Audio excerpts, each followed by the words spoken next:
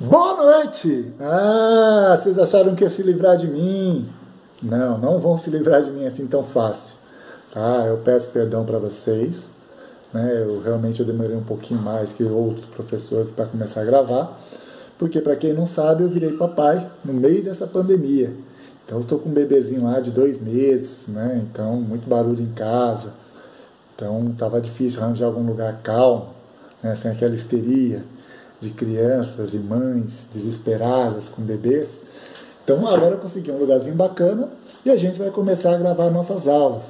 Então essa primeira aula vai ser destinada à turma de contabilidade e administração primeiros anos. Tá? A aula é de recursos humanos.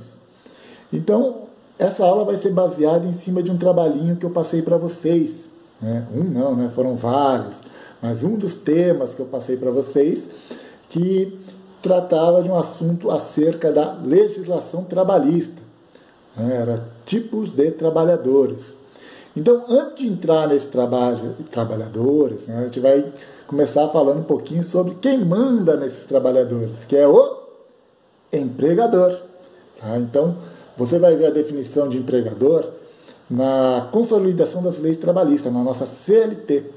E existem várias outras normas supralegais que foram surgindo durante os anos e que foram regulamentando essas relações entre empregado e empregado, empregado e trabalhador, aliás, empregado empregador e empregado e afins. Né? Então, essas normas dentro do ambiente de trabalho foram regulamentadas por legislação.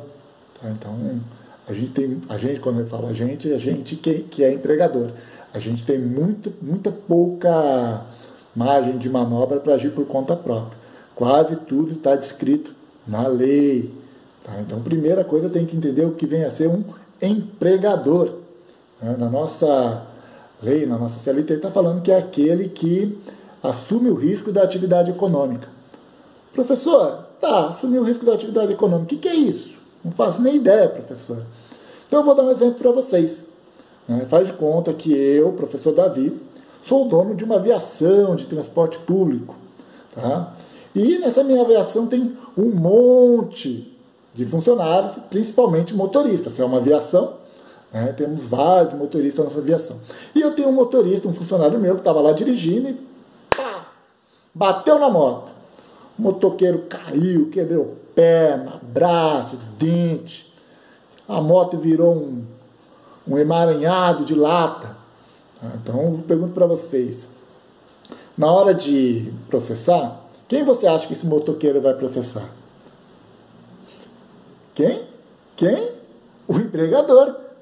Mas, professor, o que o senhor, como empregador, tem a ver com essa história? Não foi o seu funcionário que bateu? Ele que assume a responsabilidade é dele. Não. Tá? Quem assume o risco da atividade econômica, como esse motorista, o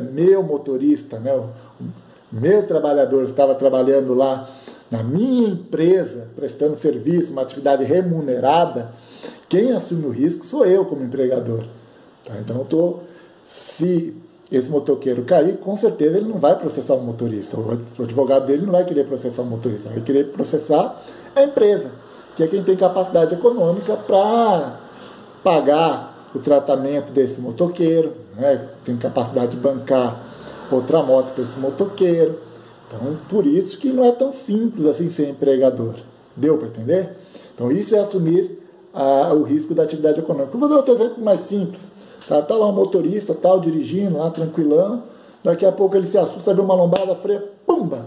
Vai a velhinha lá, mete a cara no vidro, quebra todos os dentes da boca. Tá? Quem é o responsável? Muita gente está pensando assim, quem freou com força foi o motorista, né? Então, se a velhinha bateu, a velhinha não, parou, a senhora, né? Se a senhora foi lá, meteu a cara no vidro, quebrou os dentes, é responsabilidade do motorista.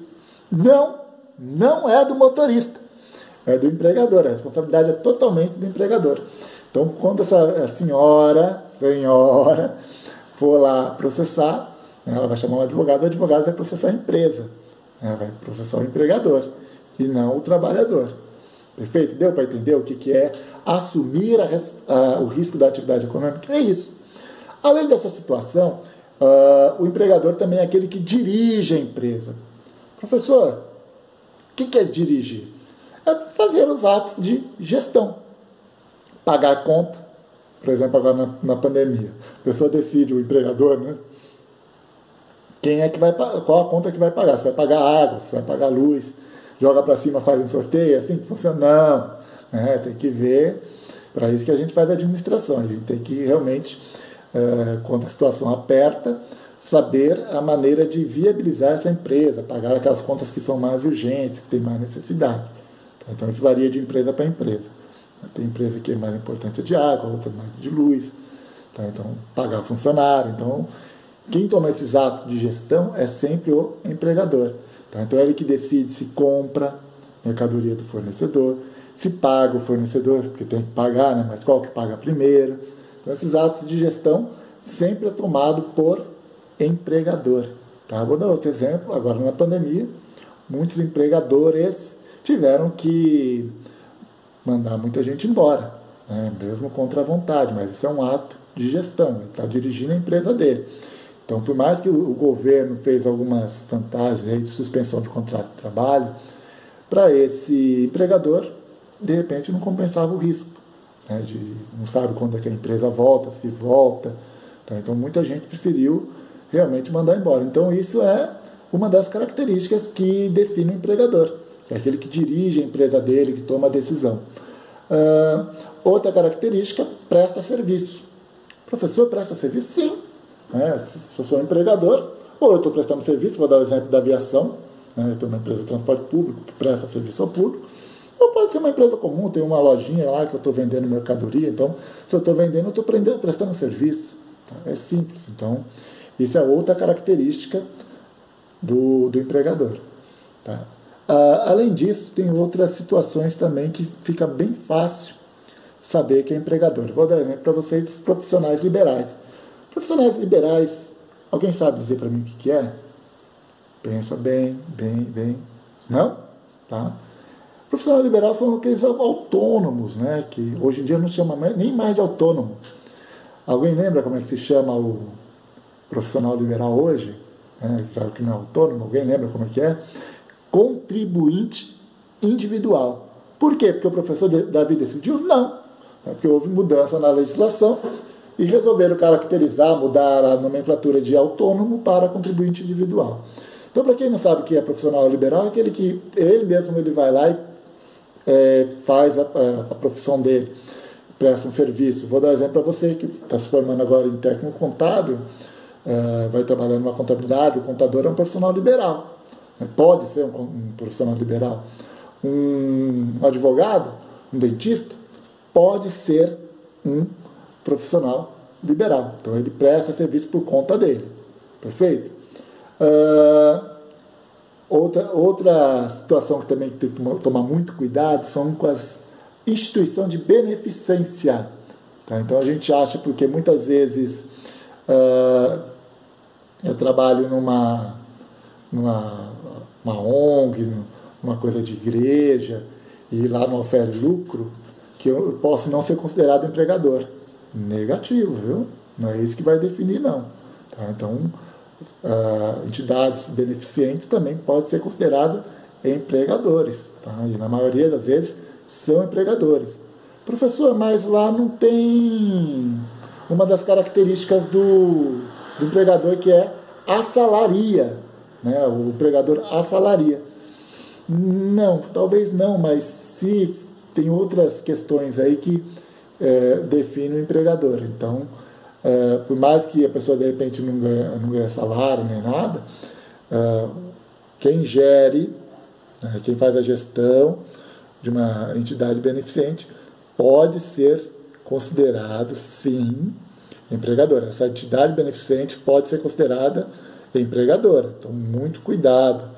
Eu sei que muita gente aí faz trabalho voluntário em igreja, em ONG. Muito cuidado com essa relação aí de voluntário. Tem que estar realmente muito bem por escrito, muito bem determinado, porque senão vocês acabam recebendo processo nas costas, um processo trabalhista aí, tá bom? Mas a gente vai falar mais disso mais para frente. Associações recreativas Professor pode ser considerado empregador, um clube, uma coisa de futebol? Pode. Tá? Uma piscina, professor? Pode ser considerado sim empregador. Tá? Então, muito cuidado. Tá? Então, tem outras situações aí que a legislação enquadra como empregador. Tá bom? Então, vocês estão olhando para mim, né? Olhando para mim com essa cara e tal. Vai, não vai. Anota!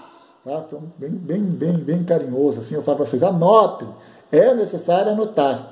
Tá? Então, para você vai anotar o quê? A aula mal começou? Quase não tem assunto? Lógico que já tem assunto. Características do empregador. Característica 1. Assume risco da atividade econômica. Já expliquei o que é. 2. Assalaria. Paga salário. Se paga salário é empregador. Dirige, se toma decisão, né? Se toma atos de gestão, paga a conta, compra, vende. Isso é ato de um empregador. E por último aí presta serviço, aquele cara que pode vender um produto ou simplesmente ir lá e prestar um serviço. Tá bom? Então são essas as características de um empregador dentro da legislação trabalhista. Fechado? Deu para entender? Bacana? Legal, vamos passar agora para outro conteúdo. Agora sim nós vamos entrar naquele conteúdo que eu passei para vocês, o tema do trabalho.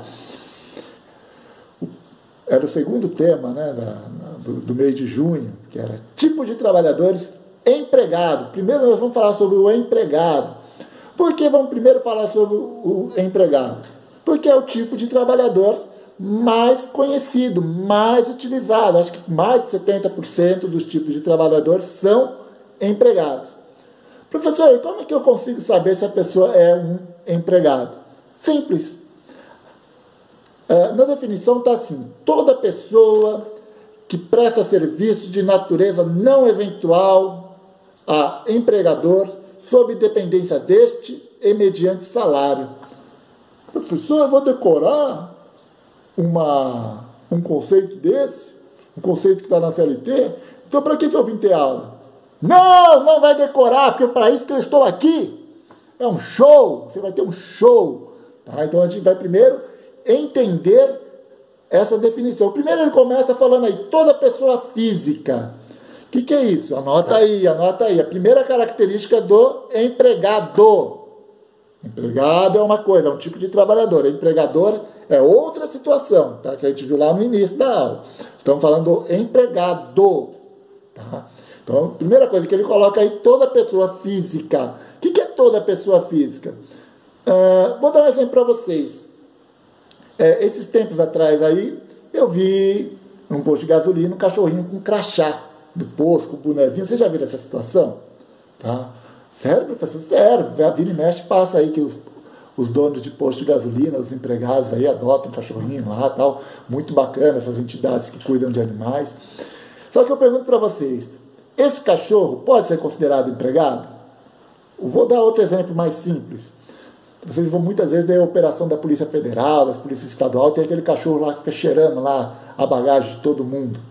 Aquele cachorro é empregado da Polícia Federal, das polícias estaduais, das polícias rodoviárias? Sim ou não? Pensa bem. Sim ou não? Lógico que não, professor, eu sei que não. Aí, legal, você sabe que não. Por qual motivo que ele não é empregado? Pela primeira característica do empregado, que é ser pessoa física, ou seja, tem que ter um RG e um CPF. Cachorro tem CPF? Cachorro tem RG? Não. Cachorro é gente? Não. Pode ser empregado? Não. Então, animal não pode ser considerado empregado justamente por causa disso. Tá? Assim como uma árvore também não pode ser considerado empregado, uma planta, justamente porque não tem a característica principal do empregado. Então, ficou claro para vocês, né? Então, a principal característica do empregado é ser pessoa física. Né? Então, ficou claro para vocês que nem cachorro nem árvore podem ser empregados, justamente porque falta essa característica da pessoa física. Ou seja, tanto cachorro quanto a árvore não é gente, né? Não tem CPF, não tem RG. Então, por mais que o cachorrinho lá da Polícia Federal use até o uniforme, né, que é bonitinho, eles usam aquele colete da Polícia Rodoviária também, estadual, bacana, mas eles não são empregados. Ficou claro isso para vocês? Tá bom? Então a gente vai continuar agora na definição. Empregado, toda pessoa física que presta serviço de natureza não eventual. Então, para eu entender o que é um serviço de natureza não eventual, eu tenho que entender o que é uma coisa eventual. Como o próprio nome diz, é uma coisa que é um evento, é de vez em quando. Então, eu vou dar um exemplo para vocês de alguém que seja eventual, para vocês entenderem. A diarista, tá? Aquela diarista que vai uma vez por semana, 2 vezes por semana, ela é empregada, sim ou não? Sim ou não? Não! Ela não é empregada. Tá? Ela é diarista. E por que ela não é empregada, professor? O que falta para ela? É justamente isso. Ela é eventual. Ela vai de vez em quando. E para ser empregado tem que ser de natureza não eventual. Ou seja, aquela pessoa que vai sempre. De domingo a segunda, de domingo a sexta, de domingo a sábado, dependendo da carga horária. Tá? Então, aquela pessoa que trabalha 2 vezes por semana, até 2 vezes, não pode ser considerada natureza não eventual. Então, o empregado, se trabalhar 3 ou mais vezes por semana, já pode ser considerado empregado. Então, essa é outra característica do empregado. Continuando a definição. Empregador. Então, toda pessoa física que presta serviço de natureza não eventual a empregadora, ou seja, e tem uma subordinação, né? Sobre subordinação. O que isso quer dizer? Tem a subordinação jurídica e hierárquica. Então, eu vou dar um exemplo para vocês. O empregador, ele manda no empregado? Sim ou não? Pensa bem. Sim ou não? Vou dar outro exemplo para vocês. Eu sou chefe de vocês, eu sou o empregador, tá? Sou o patrão. E eu contrato vocês como técnico contábil ou técnico administrativo. E peço assim, ó, tá vendo o banheiro? Vai lá limpar o banheiro. Você é meu subordinado. Eu tenho relação hierárquica sobre você. Por você ser subordinado meu e por eu ter essa relação de hierarquia superior a você, você é obrigado a limpar o banheiro, sendo técnico contábil ou técnico administrativo? Sim ou não? Não! Óbvio que não! Então, essa subordinação jurídica e hierárquica é dentro da relação de trabalho. Você foi contratado, não foi para faxineiro, você foi contratado para técnico contábil e administrador. Então, se eu mando você fazer um relatório, você é obrigado a fazer? Sim. Se eu mando o técnico contábil fazer um balancete, é obrigado a fazer? Sim. Se eu mando atender um cliente, atender um telefone, é obrigado a fazer? Sim. Porque está dentro da relação de empregador-empregado. Está dentro da definição de empregado. Então, agora, se eu contrato você como serviço de limpeza, auxiliares gerais, tá? Você é obrigado a limpar o banheiro? Sim, porque o teu contrato de trabalho está auxiliar de serviços gerais, aí você é obrigado a limpar o banheiro. Deu para entender? Então, essa relação hierárquica e subordinação jurídica, desde que seja relativa às atribuições do cargo. E ele continua aqui, ó, sob dependência deste mediante salário. Então, nós temos outra característica aí do empregado, que é o pagamento de salário. Então, você só é empregado se você receber salário. Sério, professor? Sério. Você só vai ser empregado se você receber salário. Então, eu vou dar um exemplo para vocês. Eu trabalho na igreja lá, é trabalho voluntário, tal. Eu sou empregado? Não. Mas, professor, tem a característica da pessoa física. Tem a característica da subordinação jurídica. Eu vou sempre lá na igreja, professor. E mesmo assim, eu não sou empregado? Não, porque está faltando qual a característica? A característica do pagamento de salário. Tá? Então, tem que receber salário. E tem uma outra característica aqui, que muita gente confunde, que é a característica da pessoalidade. Tá? Professor, você já falou essa característica, não é pessoa física? Não! Tá? Não! Pessoa física é uma característica, pessoalidade é outra. Então, pessoalidade é aquela característica, vou dar um exemplo para vocês, para ficar bem fácil. Eu sou o Davi, sou professor de vocês, sou formado em contabilidade e administração, na realidade contabilidade e matemática, né? E cansei de dar aula. Hoje eu não vou dar aula, não. Eu vou mandar meu irmão dar aula. Meu irmão também é contador e matemático. Ele pode dar aula para vocês? Sim ou não? Pensa bem. Ele tem a mesma formação que eu. Às vezes ele é até melhor profissional do que eu. Ele pode dar aula para vocês? Sim ou não?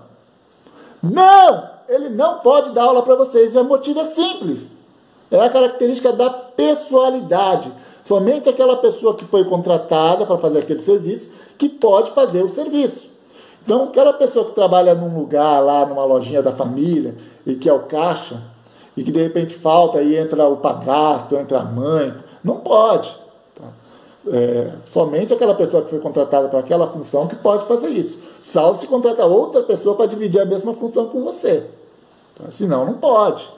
Então, imagina, o Diógenes cansa de dar aula e fala, hoje eu não vou querer dar aula, não.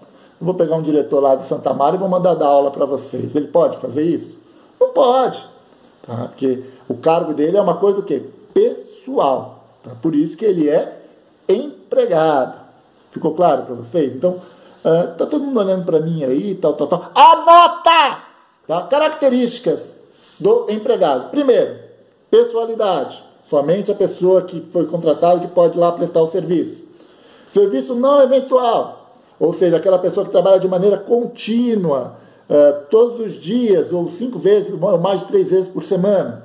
Subordinação jurídica, aquela que é obrigada por uma relação jurídica, uma subordinação jurídica e hierárquica, a obedecer às ordens do empregador, desde que esteja o quê?